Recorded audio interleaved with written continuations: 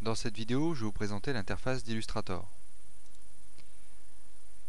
Alors, nous voici dans Illustrator. Ici, vous pouvez remarquer que nous avons une barre des propriétés. Sur la gauche, une barre d'outils, dans laquelle nous avons plein d'icônes avec différents outils que je détaillerai tout à l'heure. Et à droite, ici, une autre barre qui permet d'ouvrir des palettes. Vous pouvez ici agrandir cette barre en ayant le détail des palettes et en cliquant ici sur l'intitulé des palettes, vous avez ici par exemple la palette des couleurs, ici la palette guide des couleurs, nuancier, et d'autres palettes concernant les réglages des objets d'Illustrator. Nous pouvons réduire ici en simple icône et en cliquant dessus, nous pouvons ouvrir les palettes qui sont aussi rangées sous forme d'onglets.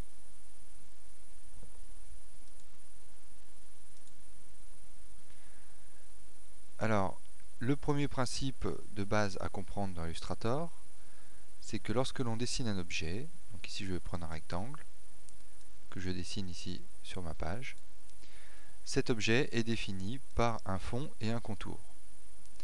Alors ici on ne voit pas très bien, mais je vais changer les couleurs.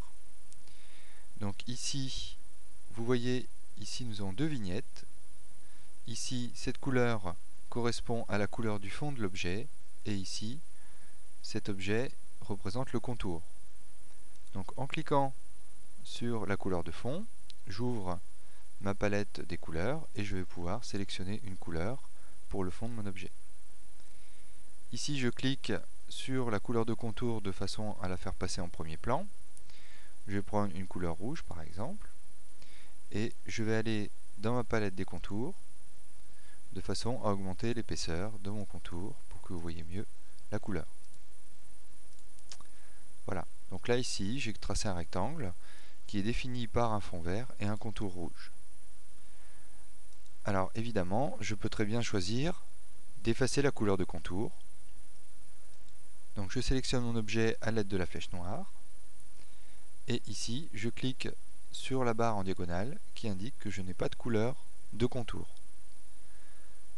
Idem pour le fond, je sélectionne la couleur du fond, je clique sans, et là mon objet devient entièrement transparent. Si je le sélectionne à nouveau, je vois que cet objet n'a ni fond ni contour, mais il attend des propriétés de couleur. Donc je peux remettre ici, en cliquant sur cette vignette, la couleur verte de fond, et en cliquant ici, aller chercher une autre couleur pour le contour. Alors remarquez que l'épaisseur s'est effacée, donc en fait il faut la renseigner à nouveau. Alors chaque objet que nous dessinerons dans Illustrator aura cette propriété ici. Par exemple, si je prends l'outil ellipse, j'aurai un fond et un contour.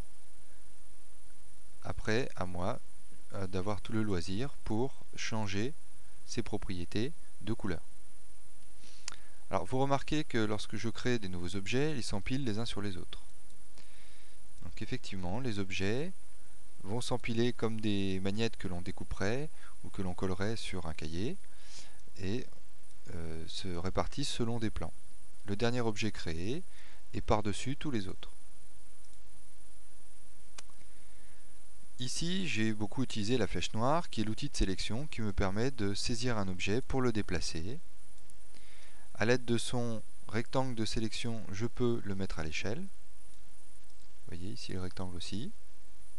Pareil pour l'ellipse. Je peux le mettre à l'échelle ici. Et à côté, j'ai la flèche blanche qu'on appelle outil de sélection directe qui permet d'intervenir sur la forme de l'objet. C'est-à-dire qu'ici, si je clique sur un des points, je peux ici déformer mon objet. Si je prends ici une barre sur le côté, je peux déplacer ici cette barre. Donc la flèche blanche me permet d'éditer la forme, alors que la flèche noire me permet de la sélectionner et éventuellement de la mettre à l'échelle. Ici, j'ai d'autres outils de sélection que je ne détaillerai pas. Ici en dessous, vous voyez un deuxième compartiment. Alors ici, quand vous avez des petites flèches noires, c'est que vous pouvez ouvrir ici et obtenir un menu pour obtenir ici les formes géométriques de base, donc les rectangles, rectangles arrondis, les ellipses. À côté, vous avez tous les outils de traits. Ici l'outil plume que vous verrez dans un prochain tutoriel pour dessiner des formes, l'outil texte. Donc ici on représente ici tous les outils de dessin. Ici en bas ce sont les outils de transformation avec notamment l'outil rotation. Voilà. Ici un outil de mise à l'échelle, des outils de déformation. En dessous vous avez des outils, d'autres outils de peinture, de mise en couleur et de déformation. Ici vous avez une loupe de façon à agrandir ici votre plan de travail. Si vous appuyez sur la touche Alt, vous pouvez réduire l'affichage. Vous pouvez prendre la main ici pour vous déplacer sur votre feuille. Vous pouvez aussi, lorsque vous avez la flèche noire, appuyer sur la touche d'espacement pour obtenir la main et vous déplacer. Voilà un premier tour d'horizon d'Illustrator. Retenez bien ce principe de fond et de contour et d'objets qui s'empilent les uns sur les autres.